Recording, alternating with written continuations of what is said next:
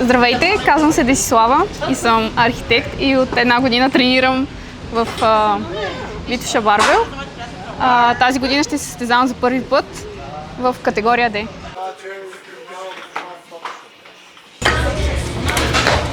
Браво, ставай!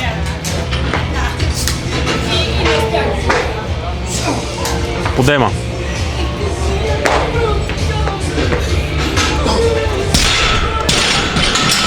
Осемдесет, 84, 88. Горе-долу това са. Ще започнем от 83-4 и още един след това и да пробваме евентуално трети над 90. Последните тренировки как върве? Мисля, това беше много леко. А последния макс? Последния макс на 88 не стана. 80, 84, 88.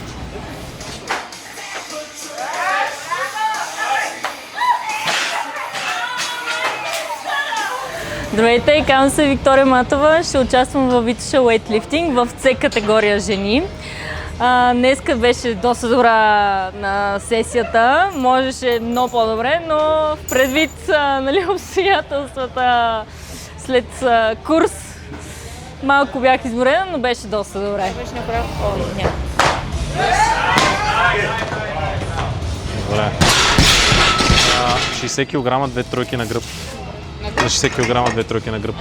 Не, няма повече, да, стига толкова. Не. Жулиан направи 120. 2 тройки? Това защото не го видях. Стига толкова. 120, 2 тройки на гръб и край на тренировка. Добре, ама аз на такова, на гърди, защото цялата неделя На гръб клякам клякаме, на гръб клякаме. 2 тройки ли казваш? Рано Две тройки. Въобще не си такъв Майко. на пазарваш, да си Не, подаваш. днеска не.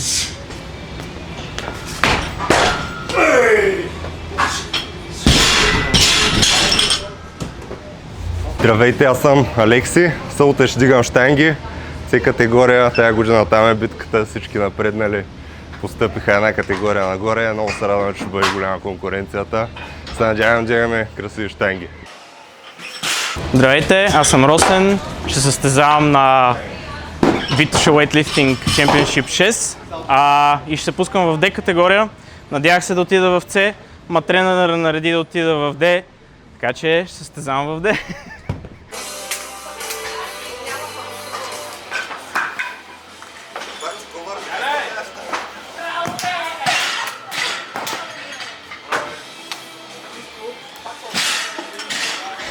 Тази година имаме рекорден брой участници, 33-ма, което до сега не сме го правили.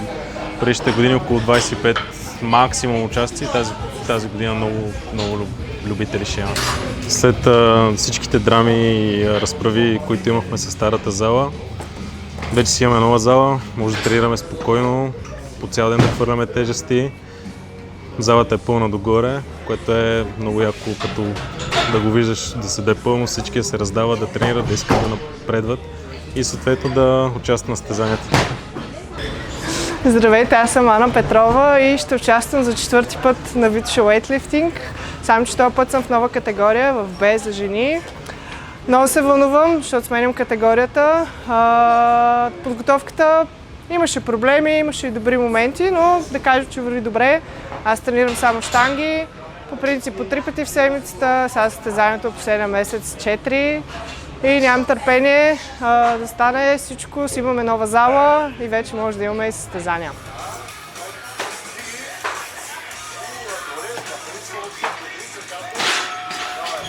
Тази година започна с ново начало, нова зала. Вече съм в екипа на Витоша Барбел и предстои състезание с нови хора, доста хора.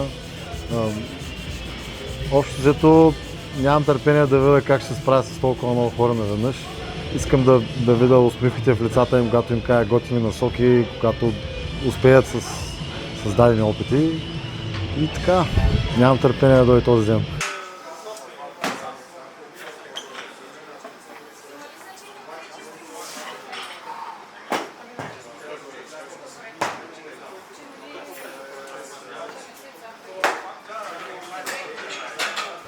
Това е 6-то издание на състезанието и от всичките са издания имаме участници и якото е, че ги виждаме как с всяко едно състезание напредват повече, вдигат по-тежко но най-важното е, че технически са все по-добре и започва да изглежда много красиво вдигането.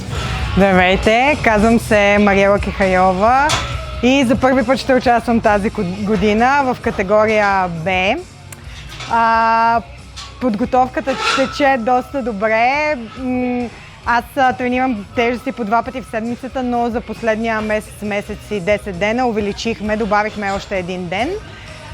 Така че всичко върви добре, съм много развълнувана още заето. Направи много голямо впечатление, че тук хората тренират с много голям ентусиазъм и така обстановката в залата е на практика също като в залата в националния отбор с много хора. Всеки се труди, всеки иска да постига нещо, никой не му е се тая. Общо взето обстановката е същата като в националния отбор, само че с още повече хора и още по-голямо желание. При мен подготовката беше различна малко тази година. Пробвах малко по-различна програма, 4 сесии седмицата. Едно от нещата, които много ме надъха, че имах подкрепата на треньора ми Радослав. И другото да не изключваме, че откриха новата зала за щанги, която супер много ми дава мотивация да тренирам. Със сигурност в най-тегавите дни това е бил от факторите, които ми е доставил удоволствие и съм имал желанието да идвам да тренирам. Допринася много това нещо според мен. Тая година се записах в А-група и предизвиках Геро Борисов да се направим една битка. А той ще записа и Бени от Англия и сега вече той ще наопердаш яката работа. Така че се борим за сребро и за бронз. Много къса и тежка подготовка направихме. Радвах се, че мога да поработя малко с Ванката Марков, нашия нов колега, който ми даде интересни съвети в началото на подготовката.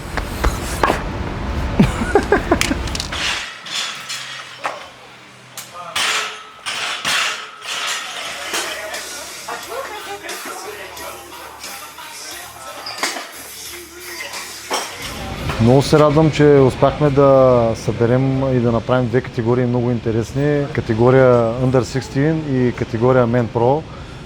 В тях успяхме да съберем доста така елитни състезатели от българското вдигане на тежести. С някои дори съм бил и на лагер и съм дигал заедно с тях. Нямам търпение да видя малките деца как ще се справят пред толкова много хора, защото, както знаете, тук при нас се събират доста хора. Ще дойдат и доста известни треньори, бивши щангисти, световни шампиони, олимпийски шампиони, Иван Иванов, Златан Ванев. Нямам търпение също да видят и те тази обстановка, да мога да им я предам по някакъв начин, за да могат да от тук нататък да знаят какво правим тук и защо го правим и да продължават да бъдат участници в нашите формати.